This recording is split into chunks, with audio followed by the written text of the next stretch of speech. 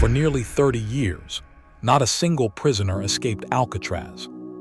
The prison was surrounded by freezing water, deadly currents, and miles of open San Francisco Bay. The U.S. government believed escape was impossible. But on the morning of June 12, 1962, guards walked into 3 prison cells and froze. The prisoners were still lying in their beds, or so it seemed, until one guard touched a head, and it rolled onto the floor. It wasn't a prisoner. It was a fake head, made from soap, toilet paper, and real human hair. 3 men had vanished from the most secure prison in America. The FBI searched for 17 years. They never found a single body. More than 60 years later, one question remains unanswered. Did they become the only men to ever escape Alcatraz, or did the ocean erase every trace of them forever? Alcatraz wasn't just another prison. It was built on a rocky island nearly 2 kilometers from San Francisco. The freezing waters surrounding it were considered as dangerous as the prison itself. The currents were powerful. The water temperature often stayed around 10 to 12 degrees Celsius, cold enough to cause hypothermia in a short time. For decades, Alcatraz held some of America's most dangerous criminals.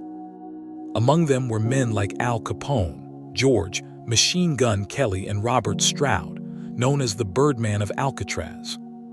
The prison had one purpose: to hold inmates who repeatedly escaped from other prisons. Every cell was locked behind thick steel bars. Every movement was monitored.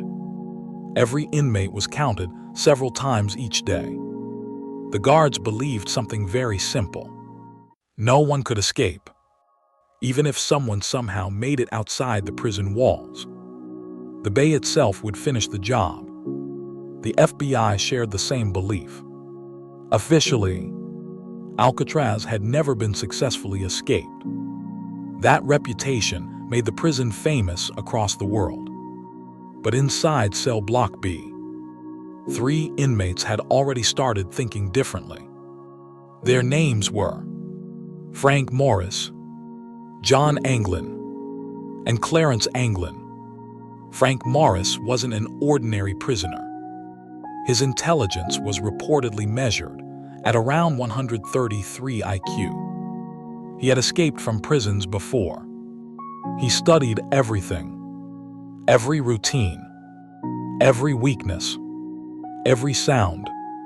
The Anglin brothers were also experienced escape artists.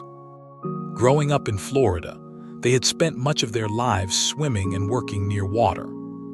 If anyone had a chance of surviving San Francisco Bay, it was them.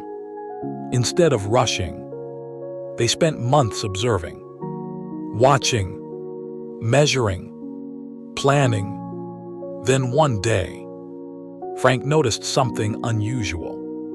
Behind the small ventilation grill inside his cell, the concrete was weaker than expected. It wasn't enough to crawl through, but it was enough to start digging. And that tiny discovery would become the beginning of one of the greatest prison escape plans in history. The 3 prisoners couldn't simply smash through concrete. Every sound could alert the guards.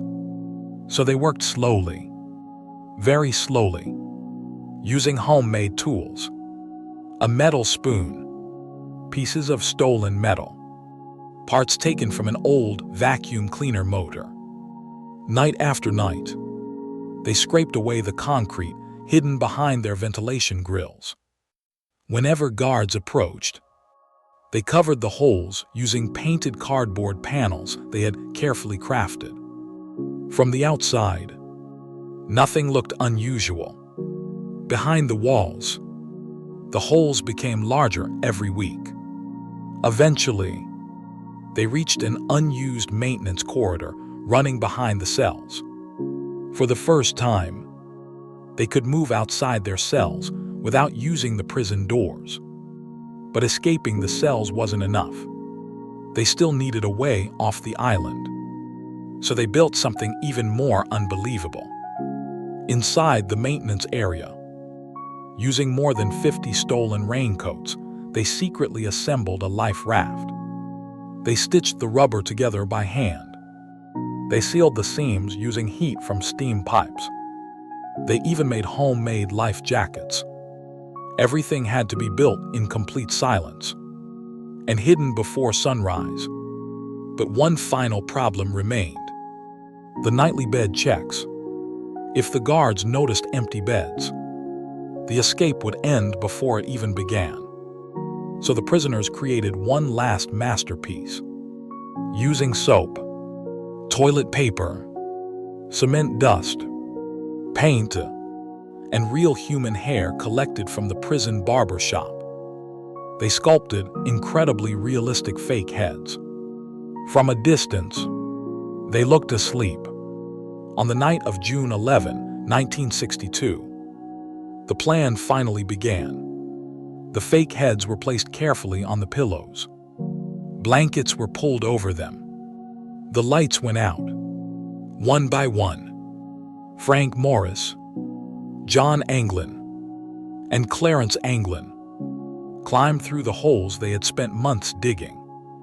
A fourth inmate, Alan West, was supposed to join them. But tragedy struck. His hole wasn't large enough. He became trapped inside his own cell.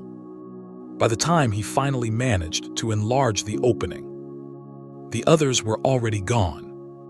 He would never see them again. The three men climbed through the maintenance corridor, onto the prison roof, then quietly descended toward the shoreline. Somewhere in the darkness, they inflated the homemade raft. And then, they disappeared into the cold waters of San Francisco Bay. That was the last confirmed moment anyone ever saw them.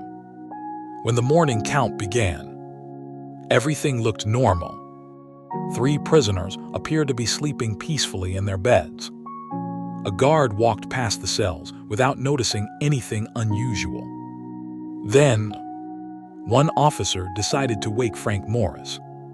He reached through the bars and touched the prisoner's head.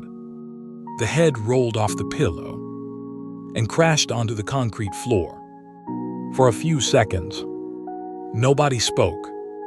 Then the alarm exploded across Alcatraz. Every gate slammed shut. Every guard took up position. The entire prison was searched, cell by cell, roof by roof. Nothing. The 3 men had vanished. Within hours, the FBI arrived on the island. What they discovered left experienced investigators stunned. Behind each prison cell, they found carefully enlarged ventilation openings. The concrete had been removed little by little. For months, the fake walls hiding the holes were so convincing that guards had walked past them every single day. Above the cell block, investigators found homemade tools, pieces of wood, improvised drills, rubber scraps, and on the roof, they found evidence that someone had climbed out during the night. But the most important clue was missing. The raft. It was gone. That meant the prisoners had reached the shoreline. Now the question changed.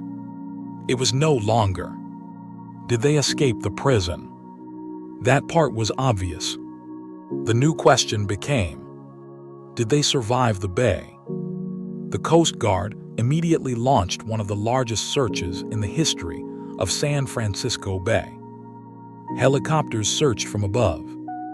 Patrol boats crossed the freezing water. The shoreline was examined kilometer after kilometer. Divers searched underwater. Days passed, then weeks. Pieces of equipment were eventually recovered. A homemade paddle, fragments believed to belong to the inflatable raft, a waterproof package containing personal photographs of the Anglin family.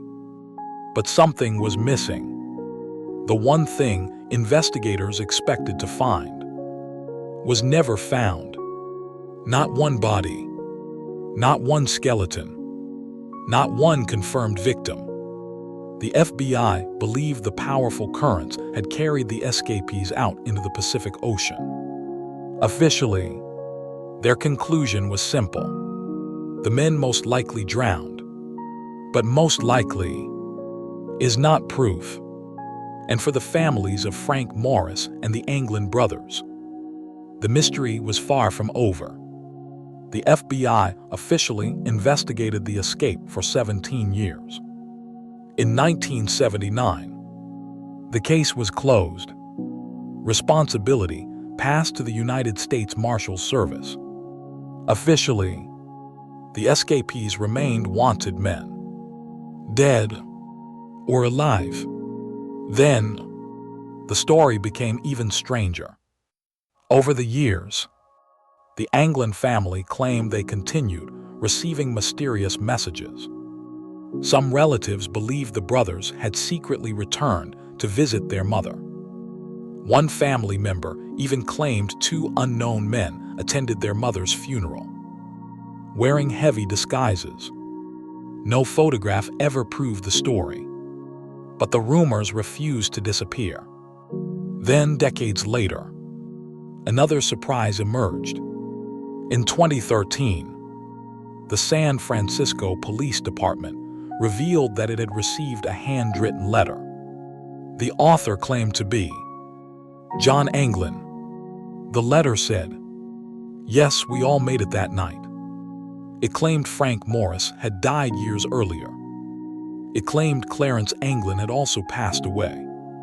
And it claimed John himself was elderly, sick, and willing to surrender if he received medical treatment. Investigators examined the letter. Some experts believed it could be authentic. Others were unconvinced. No definitive conclusion was ever reached. The mystery only deepened. Then another piece of evidence appeared. A photograph reportedly taken in Brazil during the 1970s. Some investigators hired by the Anglin family believed the 2 men in the picture strongly resembled John and Clarence Anglin. Facial comparison experts produced mixed opinions. Some thought the resemblance was remarkable. Others argued it was impossible to prove. Once again, no final answer. Even modern computer analysis has failed to settle the case.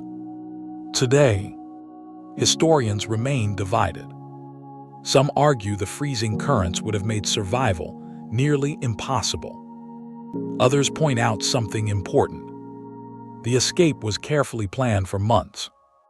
The prisoners studied tides, weather, ocean currents. They built a surprisingly sophisticated raft, and none of their bodies were ever recovered. More than 60 years later, the truth may still be somewhere beneath the waters of San Francisco Bay. Or perhaps far away, under a different name. Because if Frank Morris and the Anglin brothers really survived, they accomplished something that millions believed could never happen. They escaped the most famous prison on Earth. And if they did, they took the answer with them. Maybe the greatest prison escape in history wasn't the escape itself. Maybe it was convincing the entire world that nobody would ever know the truth. This is Deep by Assef. Some mysteries aren't solved. They simply survive. Do you believe they escaped? Or do you think they died in the freezing waters of San Francisco Bay? Tell me your theory in the comments. Because more than 60 years later, the mystery of Alcatraz is still alive.